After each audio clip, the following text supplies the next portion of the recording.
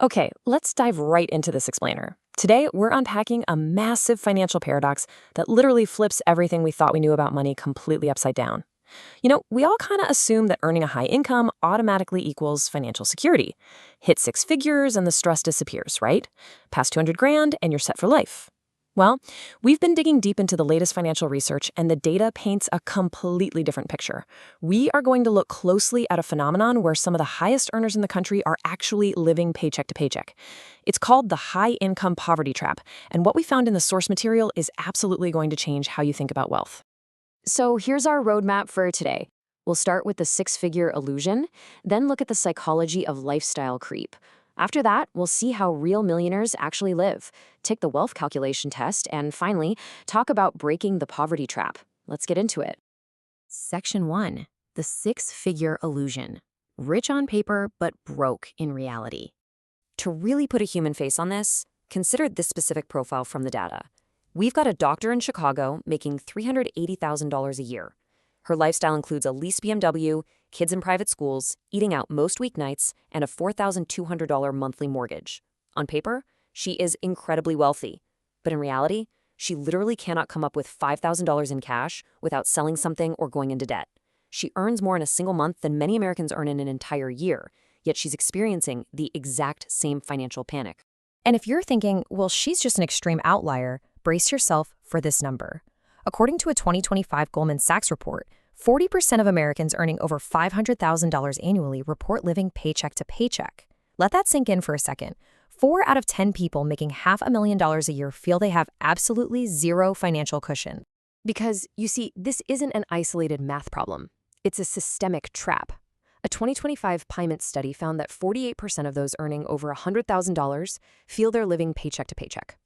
Jump up to the $200,000 bracket, and 36% report the exact same strain.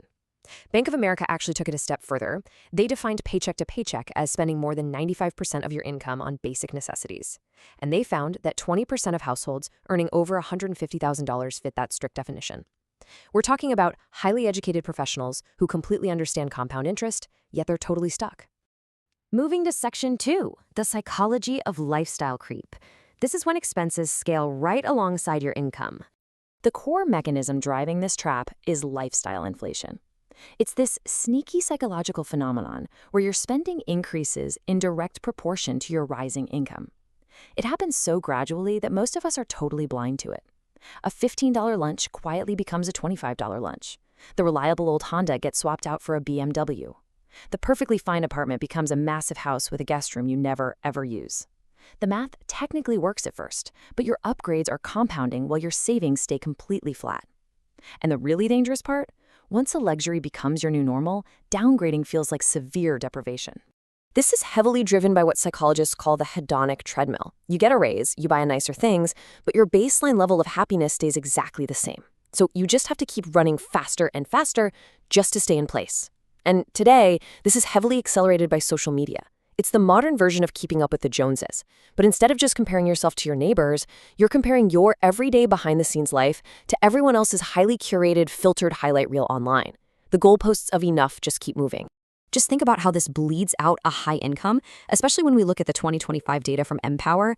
It is all about convenience. Food delivery spending alone is up 10.2% year over year, averaging about $179 a month. Streaming services are up 12.5%, rideshares up 7.9%. Individually, a Tuesday night takeout feels completely harmless, but looking at the annual total for just food delivery, that's over $2,100. Add in the stealth costs of multiple overlapping subscriptions, and huge chunks of money just vanish without adding any real lasting value to your life.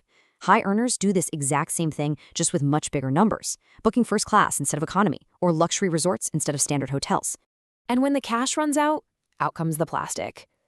The data here is wild, folks. The top 20% of earners actually hold 35% of the total U.S. credit card debt. Households making over $100,000 have an average balance of $12,760. You see, lower-income earners often have to use credit to survive, just to cover absolute necessities. But high-income earners, they're using credit to maintain an image. They are financing a bloated lifestyle that leaves zero margin for error. And according to 2025 Federal Reserve data, 61% of Americans with credit card debt have been carrying it for over a year. It's chronic. Which brings us to Section 3, how real millionaires actually live. Think of the classic millionaire next door. Let's compare two totally different profiles here. First, you've got the high-income spender. They're making $380,000, driving a leased luxury car, saving maybe 4% of their income, and heavily prioritizing social status. Now compare that to the wealth builder. They have an average income, they drive a 10-year-old car, they save 15% or more of their income, and they prioritize investments over keeping up appearances. This is a complete paradigm shift. The people who actually accumulate wealth behave absolutely nothing like the people who merely appear wealthy. And their housing choices completely buck our societal expectations. Get this, 60% of millionaires live in homes valued at under $500,000. Furthermore, research from Ramsey Solutions found that 94% of millionaires live in average, middle-class neighborhoods. They aren't chaining themselves to massive, stressful mortgages that dictate every single other financial decision they have to make. The true millionaire profile is incredibly revealing. No trust funds here. 79% are entirely self-made with zero inheritance. 73% have never carried a credit card balance, and astonishingly, 31% never even averaged over $100,000 annually during their working careers. But what's really crucial are the timelines. It takes an average of 28 years to reach that $1 million mark, typically hitting it around age 49.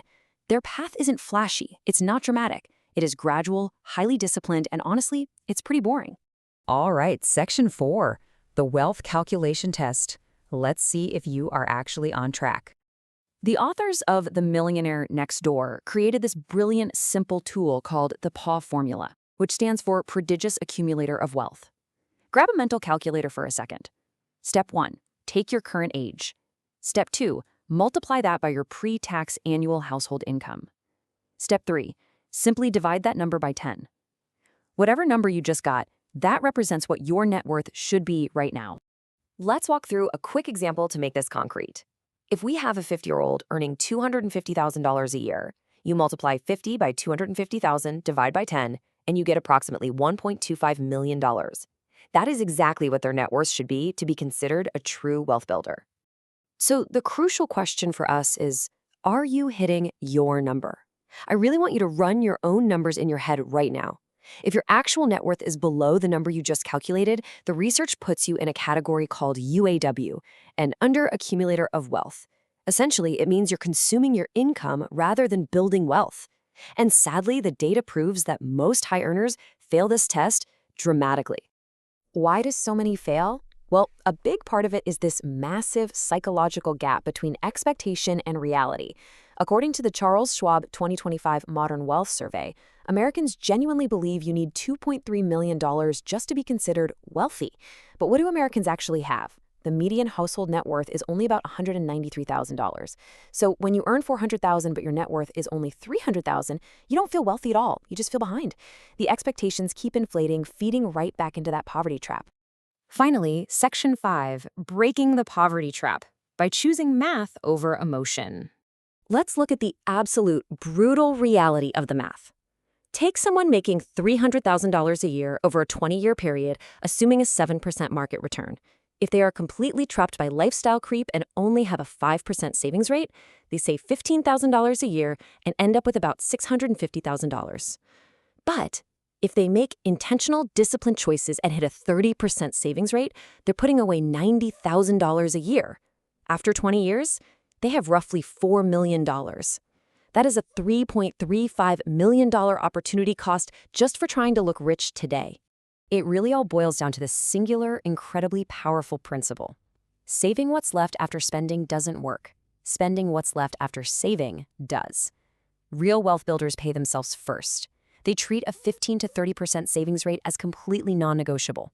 They automate their investments before that money ever even touches their checking account, ensuring they are building actual security regardless of how much they make. I'm going to leave you with this final provocative thought to chew on. Are you optimizing for your current lifestyle or for your future freedom?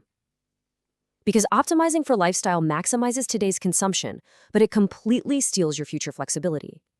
Optimizing for wealth means accepting constraints today to buy yourself ultimate freedom tomorrow. Take some time this week to audit your recurring expenses, really evaluate what brings you true value, and decide which path you are actually on. Thanks so much for joining me on this explainer, and I'll catch you next time.